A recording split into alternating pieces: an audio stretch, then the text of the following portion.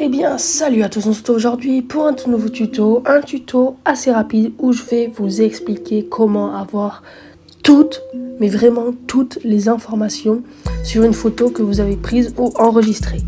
Juste avant qu'on parte pour le tuto, n'hésitez pas à vous abonner à la chaîne YouTube, ça me ferait vraiment extrêmement plaisir.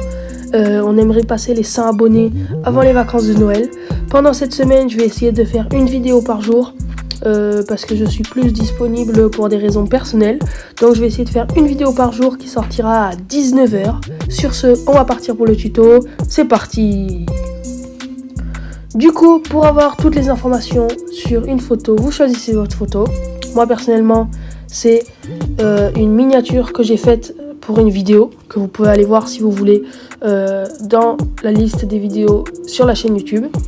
Et ensuite, c'est très simple, vous prenez votre doigt, vous le posez en bas et vous glissez vers le haut, ce qui va donner ça. Et là, vous voyez que c'est enregistré depuis PicsArt, parce que PicsArt, c'est le logiciel que j'utilise pour faire mes miniatures. De plus, on peut voir qu'il peut y avoir un lieu. Donc si c'est une photo que vous avez prise avec le téléphone, vous pouvez avoir un lieu. Je ne vais pas vous montrer, sinon vous aurez des informations personnelles. Mais dans des photos que vous avez prises, vous pouvez avoir un lieu et vous pouvez avoir les données de l'appareil. Par exemple, moi j'ai l'iPhone SE 2020. Mais sur une photo que j'ai prise moi-même, vous aurez marqué iPhone SE seconde génération. En fait, vous aurez vraiment toutes les informations de la photo. C'est déjà la fin de ce tuto. N'hésitez pas à me dire dans les commentaires s'il vous a plu, s'il vous a servi. À lâcher votre plus gros pouce bleu, à vous abonner. Sur ce, je vous laisse. À la prochaine. Eh bien, salut à tous, on se retrouve aujourd'hui pour un tout nouveau tuto, un tuto assez rapide où je vais vous présenter les nouveautés de Safari sur iOS 15. Donc, pour commencer, on peut voir que... Attendez, je vais prendre un nouvel onglet. Pour commencer, on peut voir une nouvelle interface sur Safari.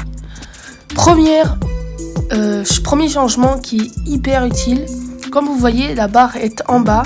Et on peut, sur la gauche, on voit ici un petit reste de barre. On peut passer d'un onglet à l'autre, rien qu'en glissant notre doigt sur la barre.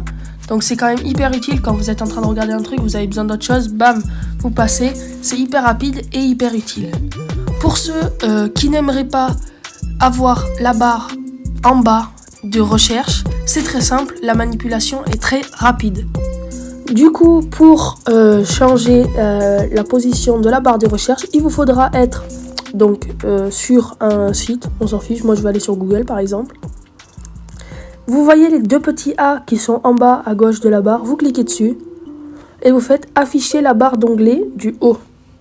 Et voilà, vous revenez à l'interface Apple de avant, mais vous ne pourrez pas changer d'onglet en glissant, comme je vous l'ai montré dans l'astuce juste avant. Moi, pour ma part, je préfère que ce soit en bas et pouvoir changer que revenir avant. Honnêtement, ça ne me dérange pas. Prochain changement plutôt.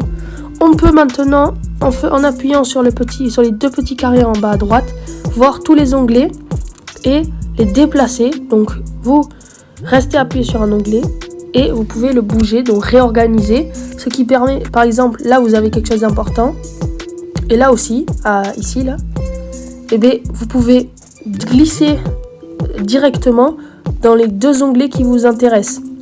Donc c'est quand même beaucoup plus pratique que s'il faut tous les passer pour aller de là au premier. Vous avez juste à réorganiser comme ceci. Pour fermer un onglet, donc par exemple pour fermer celui-là, vous n'êtes pas obligé de faire ce que j'ai fait. Vous pouvez même qu'il soit ici. Vous le prenez et vous le glissez vers la gauche et il est directement fermé. Donc ou alors vous faites la croix, on va pouvoir le refaire, tac. Et vous faites la croix. Mais c'est pareil et c'est un peu plus rapide de glisser sur la gauche.